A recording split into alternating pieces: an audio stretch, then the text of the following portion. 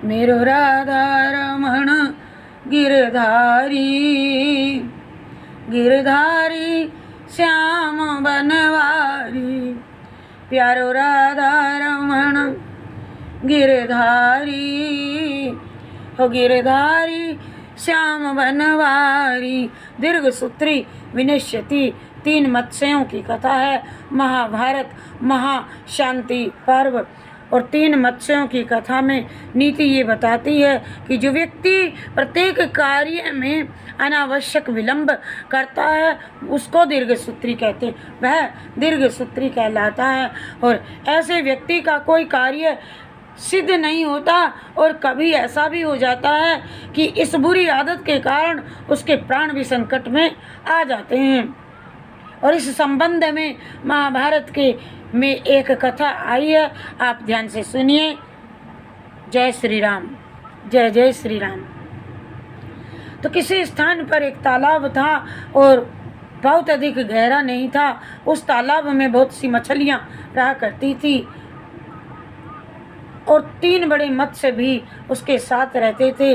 उनकी आपस में बहुत बड़ी मैत्री थी। वे साथ ही साथ इधर उधर भ्रमण किया करते और उन तीनों मत्स्यों के नाम, गुण, कर्म और स्वभाव उनके अनुसार ही थे। पहले मत्स्य का नाम था अनागत विधाता और दूसरे दीर्घ दर्शी या दूरदर्शी। किसी संकट में वह आने से पहले ही अपनी रक्षा का उपाय कर लेता था, वह अनागत विधाता कहलाता था। और पहला मत्स्य ऐसा ही था, इसीलिए उसका नाम अनागत विधाता था। दूसरे मत्स्य का था प्रत्युत्पन्नमति और तत्काल प्रज्ञ। प्रत्युत्पन्नमति उसे कहते हैं जिसे ठीक समय पर आत्मरक्षा का उपाय सूझ जाता है, उसे कहते हैं। और तीसरे मत्स्य का नाम था दीर्घसूत्री। दीर्घसूत्री का मतलब है कर्तव्य अकर्तव्य का निश्चय करने में अनावश्यक विलंब करने वाला, आलसी व प्रमादी।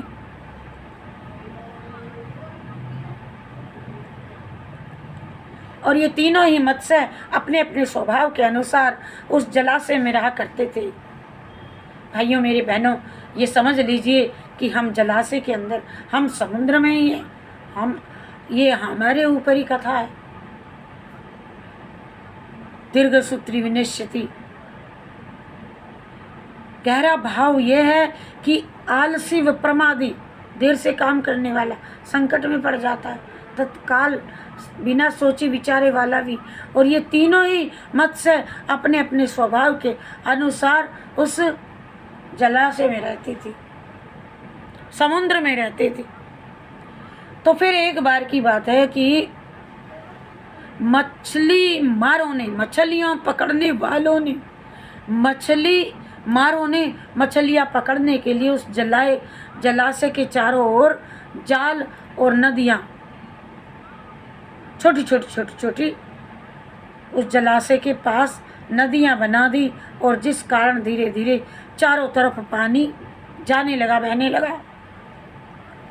और यह संकट आया देखकर उनमें न दूर तक सोचने वाला पहला जो मत्स्य था, अनागत विधाता था, उसने अपने उन दोनों साथी मत्स्यों से कहा, जो 3 थे। अनागत ने कहा अपने साथियों से, दोनों से, भाइयों, अरे भाइयों देखो, हम लोगों के लिए महान संकट उपस्थित हो गया है। तालाब का पानी तो धीरे धीरे कम होता जा रहा है, अर्थात ये छोटी छोटी जो नदियां बन गई, बह रहा है और एक दिन सारा पानी चला जाएगा। तथा मछुआरे हमें पकड़ लेंगे और इसीलिए इससे पहले ही हम लोगों को किसी प्रकार यहाँ से बच करके निकल जाना चाहिए, क्योंकि संकट आने से पहले ही जो नीति द्वारा उसे मिटा देता है और वह कभी फिर उस पर संकट नहीं आता। आप लोगों को मेरी बात जचे तो हमें शीघ्र ही किसी दूसरे जलाशय में चला जाना चाहिए, जान बचा लेनी चाहिए। और इस पर तीसरा मत्स्य जो दीर्घ सूत्री था वो बोल उठा, अरे मित्र, अरे मित्र, हाँ हाँ तुम ठीक कह रहे हो।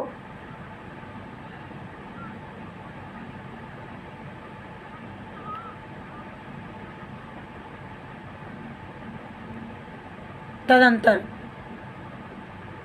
किंतु मेरा तो ये विचार है कि पानी बहुत धीरे धीरे कम हो रहा है, अभी तो तालाब में पानी बहुत है, कर लेंगे। ऐसे ही तो कहते हैं जिंदगी बहुत है, कर लेंगे। आलस में लेटे पड़े सोए रहते हैं। दूसरे ने कहा,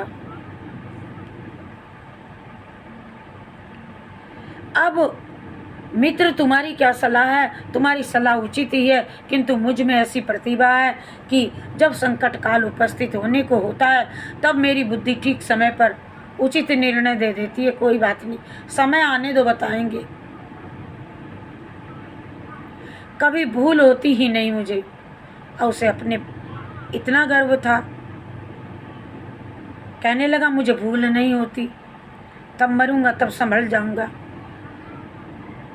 पहले मत्स्य दूरदर्शी ने अपने दोनों मित्रों की बात सुन ली, किंतु उसे उनकी बात ठीक न लगी। अतः वह अनागत विधाता नामक बुद्धिमान मत्स्य वहां से धीरे से एक नाले के रास्ते छिप करके निकलता हुआ दूसरे गहरे जलाशय में जा पहुंचा और निर्भय हो सुखपूर्वक वहां रहने लगा। उधर मछुआरों ने देखा कि जलाशय का पानी काफ़ी कम हो गया और तो उन्होंने जाल आदि के सहारे दूसरी अन्य मछलियों को जाल में फंसा लिया। इधर दीर्घसूत्री नामक मत्स्य भी समय की प्रतीक्षा कर रहा था और अपने आलस और प्रमाद के कारण जाल में वो भी आज फंस गया एवं बच गया। और प्रत्युत्पन्न मति नाम वाला मत्स्य संकट की घड़ी तो आ चुकी थी, अतः उसने तुरंत युक्ति से काम लिया। उसने अपने मुंह से जाल को बाहर से इस प्रकार पकड़ा कि जिससे मछुआरों को लगे कि ये भी जाल में ही फंसा हुआ है, और जाल को खींचने पर वह भी अन्य मछलियों के समान जाल को पकड़े हुए बाहर आ गया और मछुआरे उस प्रत्युत्पन्नी नामक मत्स्य के बुद्धि चातुर्य को समझ न सके। वे जाल को खींच करके उठा करके एक दूसरे बड़े जलाशय के पास गए और वहां जाल के साथ मछलियों को उस तालाब में के जल में धोने लगे। जाल के साथ मछलियों को उस तालाब के जल में धोने लगे। प्रत्युत्पन्नी मत्स्य उसी अवसर की प्रतीक्षा कर रहा था। मछुआरों ने जो ही जाल को तालाब के पानी में डुबोया, उसी क्षण उसने अपने मुंह से पकड़े हुए जाल की तांत को छोड़ दिया और शीघ्र ही गहरे जल में अदृश्य हो गया। और इस प्रकार अनादिगत विधाता ने तो अपने ही संकट से अपने को बचा लिया। पहले ही प्रत्युत्पन्न मति ने अवसर आने पर पहले बुद्धि कौशल से अपने को बचा लिया। ये दोनों तो सुख के भागी हुए, किंतु जो तीसरा दीर्घसूत्री नामक मत्स्य था वो अन्य मछलियों के समान मछुआरों का भक्ष बन गया। इसी तरह जो मनुष्य मोहवश प्रमाद में पड़ करके अपने सिर पर आए काल को नहीं समझ पाता है, वो दीर्घसूत्री मत्स्य के समान शीघ्र नष्ट हो जाता है। और इसके साथ ही जो मनुष्य अपने को बहुत बुद्धिमान और कार्यकुशल समझ करके अभिमान में पड़ा रहता है, तो उसका जीवन भी उस प्रकार संकट में पड़ा रहता है कि जिस प्रकार प्रत्युत्पन्न मति वाले मत्स्य के प्राण संशय में पड़े हुए थे और कदाचित मछुआरे उसकी चाल समझ गए और होते तो उसी समय मार डाले जाते।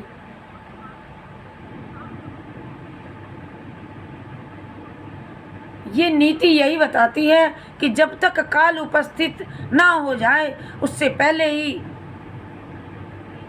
हमें अपने कल्याण पथ को प्रशस्त बना लेना चाहिए। और यही श्रेयस्कर मार्ग है।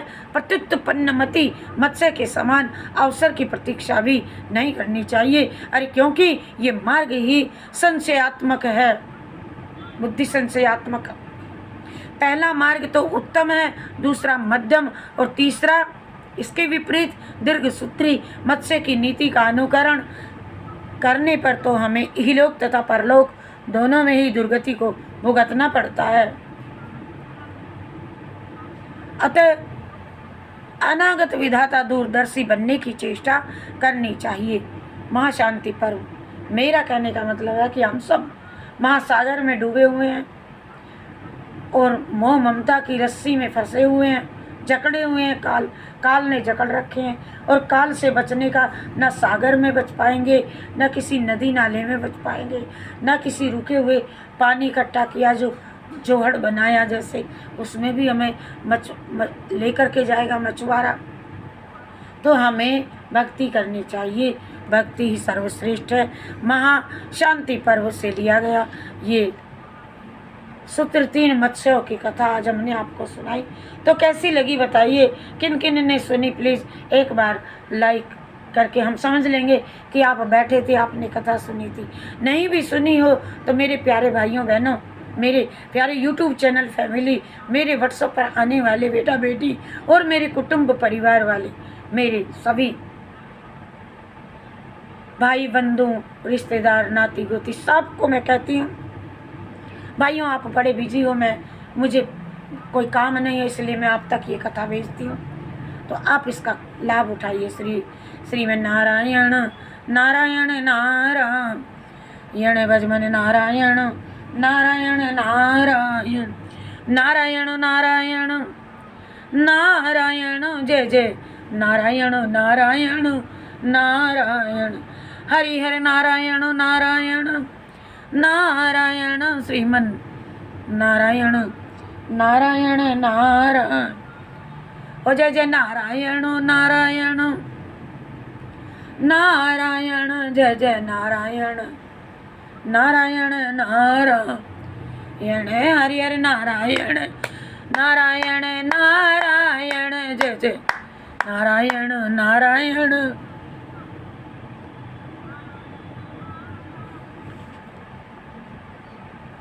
तो अब आंखें खोलने वाली कथाएं हैं सब की सब, आप सुनते जाइए। दीर्घसूत्री विनश्यति मछुआरों वाली कथा सुनाई। खूब विचार करके कार्य करने से ही शोभा है। शारीरिक बल से उपाय श्रेष्ठ है। संगठन और समूह में शक्ति है। आपको सुनाई। श्री राम जय राम, जय जय राम।